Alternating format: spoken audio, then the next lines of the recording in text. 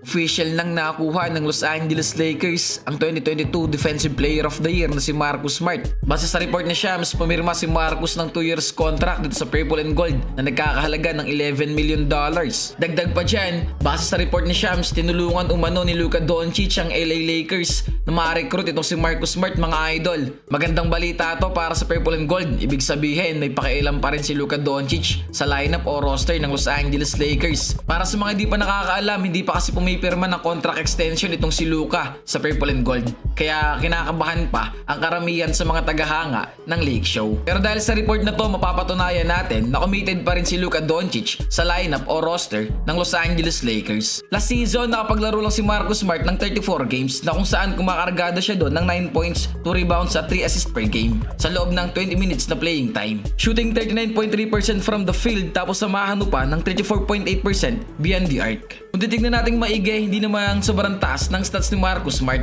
kumpara sa ibang guard na naglalaro sa NBA. Well, alam naman nating lahat na may purpose sa pagkuha sa kanya ng Lake Show. Una sa lahat, mga idol, no, mas kinakailangan kasi talaga nila ng guard na maaasahan pagdating sa depensa. Well, ang 9 points per game ay hindi na rin masama kasi malaking tulong na rin yan coming off the bench. Pero yung depensa na may dadala ni Marcus Smart dito sa lineup ng Lake Show ay talaga ang malaking tulong para sa kanila.